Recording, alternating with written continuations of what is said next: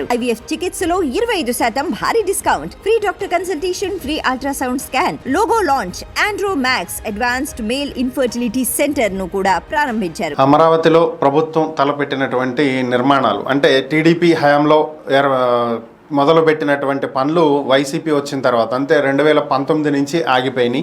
5 ఏళ్ల పాటు ఎక్కడి పనులు అక్కడే ఆపేశారు. ఇది అందరికీ తెలిసినటువంటి అంశమే. అయితే ఇప్పుడు మరలా పనులు మొదలు పెట్టాలంటే అప్పుడు మొదలుపెట్టిన కొన్ని బేస్మెంట్ లెవెల్లో ఆగిపోయినాయి, కొన్ని సగం పనులు చేశాక ఆగినాయి, కొన్ని 90% పూర్తయ్యాక ఆగినాయి. సో ఇప్పుడు వీటిని అక్కడి నుంచి మొదలు పెట్టాలి అంటే ఆ భవనాల నాణ్యత, నిర్మాణం పరిస్థితి ఏ విధంగా ఉంది, అసలు వీటిని కంటిన్యూ చేయొచ్చా లేదంటే ఏమైనా మార్పులు చేర్పులు చేయాలా, ఈ అంశాల మీదే పూర్తి స్థాయిలో తెలుసుకున్న తర్వాత ముందుకు వెళ్ళాలని ఏపీ ప్రభుత్వం యోచిస్తున్నటువంటి నేపథ్యంలో నిన్న మద్రాస్ ఐఐటి నుంచి, హైదరాబాద్ ఐఐటి నుంచి నిపుణులను పిలిపించి, ఇంజనీర్లను పిలిపించి చెక్ చేపిస్తున్నటువంటి పరిస్థితి. వీళ్ళు 2 రోజుల పాటు అమరావతిలో పర్యటించి పూర్తిగా అన్నింటినీ చూసిన తర్వాత అన్నింటి మీద నివేదికలు సిద్ధం చేసి సిఆర్డీఐకి ఇస్తారు అని చెప్పి నిన్ననే చెప్పారు. అయితే నిన్న కొన్ని భవనాలను నిపుణులు పరిశీలించడం జరిగింది. కొన్ని చోట్ల ఏవైతే ఐకానిక్ భవనాలుగా మనం భావిస్తున్నామో అలాంటి వాటికి పునాదుల దగ్గర, ఫౌండేషన్ దగ్గర ఆగిపోయినటువంటి పరిస్థితి. వీటన్నింటినీ చూసి ఇప్పటికే ఐరన్ మొత్తం తుప్పు పట్టేయటం, కొన్ని చోట్ల పిల్లర్లు పగుళ్ళు వచ్చేయటం, సో ఇలాంటివన్నీ గమనించినటువంటి నిపుణులు ఇంకొంచెం లోతుగా వీటిని స్టడీ చేసి మట్టి నమూనాలను, మట్టిలో ఉన్నటువంటి నాణ్యతను వీటన్నింటినీ కూడా స్టడీ చేసిన తర్వాతే ఒక ఫైనల్గా ఒక నివేదిక ఇవ్వగలుగుతామని, ఇప్పుడే ఏమీ చెప్పలేమని చెప్పి వాళ్ళు తేల్చేసినటువంటి పరిస్థితి. ఇమీడియట్గా ఏదో రేపటి నుంచి స్టార్ట్ చేసేసేయండి, ఇప్పుడు ఏం లేదు అంతా బాగానే ఉందని చెప్పే పరిస్థితి అయితే లేదని, పూర్తి స్థాయిలో క్షుణ్ణంగా పరిశీలించిన తర్వాతే ఒక నివేదికను సబ్మిట్ చేస్తామని చెప్పారు. ఈ రోజు కూడా మరికొన్ని భవనాలను, కొన్ని ప్రాంతాలను పరిశీలిస్తున్నటువంటి పరిస్థితి. గత ప్రభుత్వం తీసుకొచ్చినటువంటి ఒక చట్టం ల్యాండ్ టైటిలింగ్ యాక్ట్. అయితే అసలు ఈ చట్టాన్ని ఎందుకు తీసుకొచ్చారు ఏంటి అనేది అయితే ఇప్పటి వరకు ఒక్కొక్కళ్ళు ఒక కథనం చెప్తూ వెళ్ళారు. సో ఓవరాల్గా ప్రస్తుతం వచ్చినటువంటి ప్రభుత్వం అయితే దీన్ని రద్దు చేసినప్పటికీ కూడా గత ప్రభుత్వం అసలు దీన్ని ఎందుకు తీసుకురావాల్సి వచ్చింది, నీతి ఆయోగ్ దీన్ని ప్రతిపాదించినప్పటికీ కూడా అసలు దీన్ని బీజేపీ పాలిత రాష్ట్రాల్లో ఇంతవరకు అమలు చేయలేదు. కేంద్రంలో ఉన్నటువంటి బీజేపీ తాము పాలిస్తున్నటువంటి రాష్ట్రాల్లోనే ఈ ల్యాండ్ టైటిలింగ్ యాక్ట్ని తీసుకురానప్పుడు అసలు ఏపీ ఎందుకు తీసుకురావాల్సి వచ్చింది? ఎందుకు ఒక రకంగా చెప్పాలంటే జగన్ ఓడిపోవటానికి ఉన్నటువంటి ఒక 10 కారణాలు అనుకుంటే ఆ 10లో ఇది మొదటి ప్లేస్లో ఉంటుంది. సో అలాంటిది అసలు ఈ చట్టాన్ని అసలు ఎందుకు తీసుకొచ్చారు? ప్రతిపక్షానికి ఇది ఒక ఆయుధంలా ఎలా తయారైంది అంటే సింపుల్గా చెప్పాలంటే బెస్ట్ ఎగ్జాంపుల్ మీకు అది చెప్తే ఇది అర్థమవుతుంది. రైతులకు 9 గంటల పాటు ఉచిత విద్యుత్ ఇస్తున్నారు. తెలంగాణలో ఇస్తున్నారు, ఏపీలోనూ ఇస్తున్నారు. అయితే ఈ ఉచిత విద్యుత్తుకి సంబంధించి అసలు నెల రైతులు ఎంత వాడుతున్నారు, ఏంటి, ఎంత విద్యుత్ అవుతుంది, దీనికి సంబంధించి మీటర్లు పెట్టాలి అని చెప్పి నిర్ణయించారు. సో తెలంగాణ మేము పెట్టము, ఇప్పుడు మీటర్లు అంటున్నారు, రేపొద్దున రైతుల నెత్తిన ఈ భారం మోపుతారు, మేము పెట్టం అని చెప్పి కేంద్ర ప్రభుత్వానికి తేల్చి చెప్పేసింది. అయితే ఏపీ మాత్రం హడావిడిగా రైతులందరికీ డిజిటల్ మీటర్లు బిగిచ్చేసింది పొలాల్లో. ఏంటి, వాళ్ళు ఉపయోగించేటువంటి 9 గంటల ఉచిత విద్యుత్ బిల్లు వస్తుంది, బిల్లు గవర్నమెంట్ కట్టిద్ది, కానీ మీటర్ ఉండాలి, మీటర్ రీడింగ్ అవ్వాలి. ఫ్రీ అనేది ఫ్రీ అలా ప్రభుత్వం కడుతుంది కాబట్టి ఫ్రీ. సో మరి ఈ మీటర్లు ఎందుకు పెట్టారు అంటే అప్పట్లో వచ్చినటువంటి వార్తలు ఏంటి, మీటర్లు ఏ ప్రభుత్వం అయితే పెడుతుందో ఆ రాష్ట్రానికి కేంద్ర ప్రభుత్వం 2500 కోట్ల గ్రాంట్ రిలీజ్ చేస్తుంది. సో 2500 కోట్లు వస్తే ఇక్కడ మనకి సంక్షేమ పథకాలకి బటన్ నొక్కేదానికి ఉపయోగపడతాయి. సో అందుకని చెప్పి ఆ రోజు దాన్ని ఇక్కడ అమలు చేశారు. పక్కనున్న తెలంగాణలో వద్దన్నా కూడా ఇక్కడ అమలు చేశారు. అలాగే ఇది కూడా ల్యాండ్ టైటిలింగ్ యాక్ట్ కూడా. సో దీన్ని కూడా ఏంటంటే ఇప్పుడు ఈ ల్యాండ్ టైటిలింగ్ యాక్ట్ని అమలు చేస్తే 1500 కోట్ల రూపాయలు ప్రతి రాష్ట్రానికి ఇస్తామని చెప్పి కేంద్ర ప్రభుత్వం అనౌన్స్ చేసింది. సో దాంతో ఏపీలో దీన్ని అమలు చేశారు. తెలంగాణ అమలు చేయలే, వద్దంది, మాకు అవసరం లేదు ఈ ల్యాండ్ టైటిలింగ్ యాక్ట్ అంది. కానీ ఏపీ మాత్రం అమలు చేసింది. ఎందుకు? దీని గురించి క్యాబినెట్లో ఎక్కడ చర్చ జరగలేదు, అసెంబ్లీలో నామమాత్రపు చర్చ పెట్టారు, ఆమోదించేశారు, సింపుల్గా అయిపోయింది. ఎందుకంటే 1500 కోట్లు వస్తున్నాయి, సర్వేలకి వీటికి మొత్తం కలిపిన ఒక 500-600 కోట్లు అవుతుంది, మిగతావి బటన్ నొక్కేదానికి ఇమీడియట్గా పనికొస్తాయి. సో ఇదే లక్ష్యంతో వెళ్ళారు కాబట్టి ఈరోజు పరిస్థితి ఈ విధంగా తయారైనటువంటి పరిస్థితి. ఏపీలో గతంలో ఫ్రీగా అందేటువంటి ఇసుకని 2019లో ప్రభుత్వం మారిన తర్వాత దానికి కొంత ధర నిర్ణయించారు. ఆన్లైన్లో బుక్ చేసుకోవాలి, బుక్ చేసుకున్న తర్వాత టిప్పరా లేదంటే ట్రాక్టరా, ఎంత బుక్ చేశారు, ఎన్ని టన్నులు బుక్ చేశారు, దానికి తగ్గటువంటి రేటు, ఎంత డిస్టెన్స్ ఉందో దాన్ని బట్టి రేటు, మొత్తం కలిపి ఇసుక ఇంటికి వస్తుంది. సో ఇది ఇసుకకు భారీగా రేటు వసూలు చేస్తున్నారు. గతంలో 1000-1300 రూపాయలకి వచ్చేటువంటి ఇసుక ఇప్పుడు 6000, 8000 వస్తుంది. ఇంత దారుణంగా ప్రజలు ఇబ్బంది పడుతున్నారని చెప్పి అంతా అనుకున్నారు. అయితే దీనికి సంబంధించే ఒక ప్రైవేట్ సంస్థకి ఈ కాంట్రాక్ట్ని అప్పగించింది గత ప్రభుత్వం, అదే జేపీ వెంచర్స్. సో మాకేం సంబంధం లేదు, మొత్తం మేము ప్రైవేట్ సంస్థకు అప్పగించేశాము, మొత్తం వాళ్లే చూసుకుంటున్నారు, ఎక్కడ అవినీతి అవకతవకలకి తావివ్వకుండా ప్రభుత్వం పక్కకు తప్పుకుంది అని చెప్పి తేల్చేశారు. సో సీన్ కట్ చేస్తే నేషనల్ గ్రీన్ ట్రిబ్యునల్ అక్రమంగా అన్యాయంగా నదీ గర్భంలో అక్రమ తవ్వకాలు జరిపారు అంటూ జేపీ వెంచర్స్ మీద 18 కోట్ల రూపాయలకు ఫైన్ వేసింది. సో మేము ఈ ఫైన్ కట్టము, ఈ ఫైన్ని తొలగించండి అంటూ జేపీ వెంచర్స్ సుప్రీంకోర్టుకు వెళ్ళింది. సో సుప్రీంకోర్టు ఈ కేసును విచారించిన తర్వాత నివేదికలు ఇవ్వాల్సిందిగా కేంద్ర ప్రభుత్వాన్ని, రాష్ట్ర ప్రభుత్వాన్ని అడిగింది. కేంద్ర అటవీ శాఖ, పర్యావరణ శాఖ నివేదికలు ఇచ్చేశారు. ఏపీలో ప్రభుత్వం మారింది, కొత్త ప్రభుత్వం వచ్చింది. ఇప్పుడు వీళ్ళు నివేదిక ఇవ్వాలంటే గతంలో జరిగినటువంటి వాటికి ప్రస్తుతం ఆధారాలు లేవు, ఎందుకంటే వరదలు వచ్చి మొత్తం పూడిపోయింది మళ్ళీ ఇసుకంతా. ఇప్పుడు అదే వీళ్ళు సుప్రీంకోర్టుకి తెలియజేసినటువంటి పరిస్థితి. సో వరదల కారణంగా వాళ్ళు తవ్వేసినటువంటివన్నీ మరలా పూడిపోవటం జరిగింది. సో మేము ఇప్పుడు వాళ్ళు ఎంత అవినీతిగా తవ్వేశారనేది మేము ఇప్పుడు బయట పెట్టలేనటువంటి పరిస్థితి. దీనికి శాస్త్రీయ పరంగా మేము కొంత అధ్యయనం చేసి ఆధారాలు సేకరించి ఉండాల్సినటువంటి పరిస్థితి ఏర్పడినటువంటి నేపథ్యంలో మాకు 3 నెలలు టైం ఇవ్వమని చెప్పి ఏపీ ప్రభుత్వం అడిగింది. దీంతో ఈ కేసుని ఈ నెల 31కి వాయిదా వేస్తూ తర్వాత దీని మీద ఆలోచిస్తాము. సో ప్రస్తుతానికైతే జేపీ వెంచర్స్కి ఈ 18 కోట్ల రూపాయలు కట్టొద్దు అని అయితే మేము జడ్జిమెంట్ ఇవ్వలేము, మీరు ఖచ్చితంగా అక్రమంగా తవ్వారు అనటానికి స్పష్టమైనటువంటి ఆధారాలు ఉన్నాయి, విపరీతంగా ప్రజాధనాన్ని దోచేసినట్లే మీరు, కాబట్టి నదీ గర్భంలో అక్రమ తవ్వకాలు జరిపినందుకు గాను మేము మాత్రం మీకు ఎగ్జంప్షన్ ఇవ్వమని అయితే సుప్రీంకోర్టు తేల్చేసింది. ఇజ్రాయెల్, పాలస్తీనా, ఇరాక్. సో ప్రస్తుతం యుద్ధం జరిగేటువంటి సన్నివేశాలు చాలా బలంగా కనిపిస్తున్నాయి. ఎందుకంటే ఒకేసారి అటు హమాస్ హెడ్ ఇస్మాయిల్, అలానే మరొక తీవ్రవాది, సో ఆయన కూడా ఇజ్రాయిల్కి సంబంధించి భారీగానే దాడులు నిర్వహించటం, ఉగ్రవాదాన్ని ప్రోత్సహించటం, సో ఇలాంటివి చేస్తున్నటువంటి నేపథ్యంలో అతను ఇద్దరు కూడా ఒకేసారి హతమైనటువంటి పరిస్థితి. బాంబు పేలుళ్లలో ఇద్దరు చనిపోయారు. సో దీనికి సంబంధించి అటు ఇరాన్ కానీ ఇటు పాలస్తీనా కానీ ఇజ్రాయిలే ఈ పని చేసింది అని చెప్పి భావిస్తున్నటువంటి నేపథ్యంలో ఇజ్రాయిల్ మీద ప్రతీకారం తీర్చుకుంటాము అని చెప్పి ఇరాక్కు మద్దతు ఇచ్చేటువంటి మరికొన్ని చుట్టుపక్కల దేశాలు, సో వీళ్ళంతా కూడా ఖచ్చితంగా ప్రతీకారం తీర్చుకుంటామని ప్రకటించినటువంటి నేపథ్యంలో ఖచ్చితంగా ఇజ్రాయిల్ మీద యుద్ధం చేసేటువంటి అవకాశం ఉంటుందని, చుట్టుపక్కల ఉన్నటువంటి దేశాలన్నీ ఒకేసారి ఇజ్రాయిల్ మీద మూకుమ్మడి దాడి చేస్తాయని భావించినటువంటి అమెరికా అక్కడికి దగ్గరలో ఉన్నటువంటి తన నావికా దళాన్ని, ఎయిర్ ఫోర్స్ని అప్రమత్తం చేసింది. దీనికి సంబంధించి పెంటగాన్ ఈరోజు ఒక ప్రకటన విడుదల చేసింది.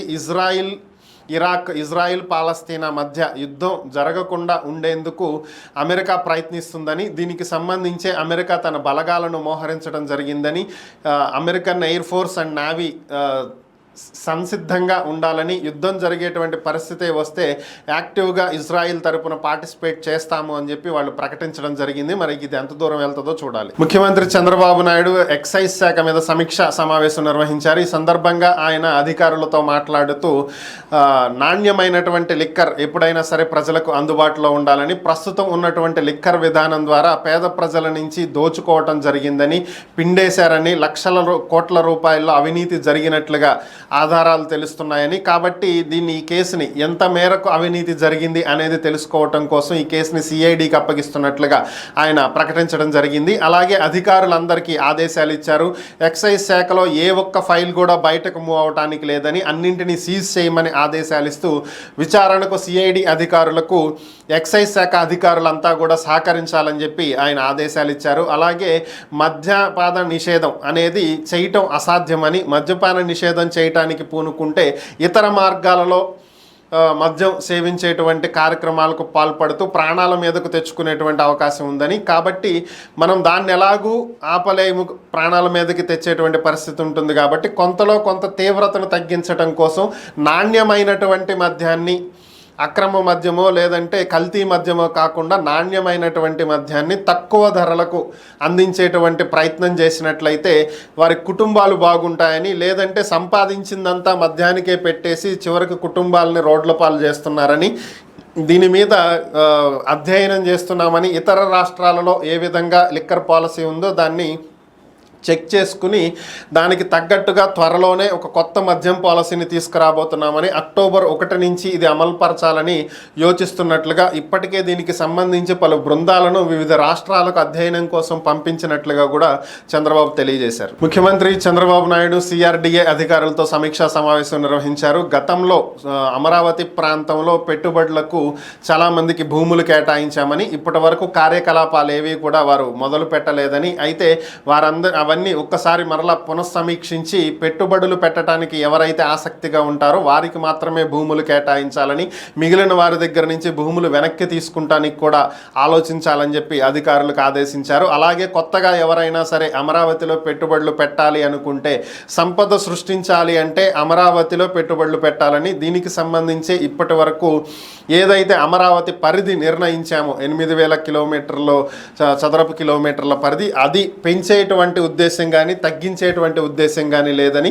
దాంట్లోనే ఇవన్నీ కూడా కొనసాగుతాయని, కొత్తగా ఎవరైనా పెట్టుబడులు పెట్టాలి అనుకునే వాళ్ళు ఉంటే, ఇమీడియట్గా స్టార్ట్ చేసే వాళ్ళు ఉంటే అలాంటి వాళ్ళకే భూములు కేటాయిస్తామని, ఏదో భూమి తీసుకుని తర్వాత ఎప్పుడో చూద్దాం అనుకునే వాళ్లకు ఎట్టి పరిస్థితుల్లో అమరావతిలో కానీ ఏపీలో కానీ భూములు కేటాయించమని, ఏపీలో పెట్టుబడులు పెట్టాలి అనుకుంటే ఇమీడియట్గా వర్క్ స్టార్ట్ చేసి ఉద్యోగాలు ఇవ్వాలి అనుకున్న వాళ్ళు ముందుకు రావాలి అని చెప్పి ఆయన స్పష్టం చేయటం జరిగింది. దీంతో పాటుగా అమరావతి ప్రాంతాన్ని అభివృద్ధి చేయటం కోసం కరకట్టని 4 లైన్ల రోడ్లుగా అభివృద్ధి చేస్తామని, అమరావతితో లింక్ చేసి దీన్ని ఏర్పాటు చేస్తామని కూడా ఆయన తెలియజేశారు. ముఖ్యమంత్రి చంద్రబాబు నాయుడు సిఆర్డీఏ అధికారులతో సమీక్షా సమావేశం నిర్వహించినటువంటి సమయంలో అమరావతి ప్రాంతానికి రైతులు భూములు ఇచ్చిన విషయం ఇది ప్రస్తావనకు వచ్చింది. భూ సేకరణ కాకుండా భూ సమీకరణ పేరుతోటి 30,000 ఎకరాలను రైతుల నుంచి సేకరించిన విషయం అందరికీ తెలిసిందే. 2014-19 మధ్యలో ఉన్నటువంటి టీడీపీ ప్రభుత్వం అప్పట్లో ల్యాండ్ పూలింగ్ యాక్ట్ ద్వారా రైతుల దగ్గర నుంచి భూములు స్వీకరించారు. దీనికి గాను మొదటి 10 సంవత్సరాల పాటు వారికి ప్రతి నెల కౌలు చెల్లిస్తారని కూడా, ప్రతి ఏటా భూములు ఇచ్చిన వారికి కౌలు, అలాగే రైతు కూలీలకు ప్రతి నెల పెన్షన్ అందిస్తామని చెప్పి అప్పట్లో హామీ ఇవ్వటం జరిగింది. సో గత ప్రభుత్వంలో కూడా ఇది కొనసాగుతూ వచ్చింది. అయితే ఇప్పుడు గత ప్రభుత్వంలో అమరావతి నిర్మాణాల పనులు అయితే ఆగిపోయినాయి, అభివృద్ధి కుంటుపడింది. ఈ నేపథ్యంలోనే మరొకసారి దీని మీద చర్చకు రాగా చంద్రబాబు నాయుడు కీలక నిర్ణయం తీసుకోవటం జరిగింది. ఎవరైతే రాజధాని నిర్మాణానికి భూములు ఇచ్చారో వారందరికీ 10 ఏళ్ళు, అంటే ఇప్పటికీ గడువు పూర్తయిపోయింది, అయినా సరే మరొక 5 ఏళ్ల పాటు కౌలు ఇచ్చేదానికి ప్రభుత్వం ఆమోదం తెలుపుతున్నట్లుగా ఆయన ఒక ప్రకటన విడుదల చేశారంటే 5 ఏళ్ల పాటు పెంచారు. అలాగే రైతు కూలీలకు కూడా మరొక 5 ఏళ్ల పాటు పెన్షన్ ఇవ్వనున్నట్లుగా ఆయన ఆదేశాలు ఇవ్వడం జరిగింది. విజయవాడ మెట్రోకి లేదా ఏపీ మెట్రోకి ఎండి రామకృష్ణారెడ్డిని నియమించారు. అరే మీకు డౌట్ రావచ్చు, ఏంద్రా స్వామి ఇది అసలు ఏపీలో మెట్రోనే లేదు, మెట్రోకి ఎండి ఏంటి అని చెప్పి. ఇది ఈరోజు నిర్ణయించింది కాదు, 2015లోనే ఏపీ మెట్రో డెవలప్మెంట్ అథారిటీ ఏర్పడింది.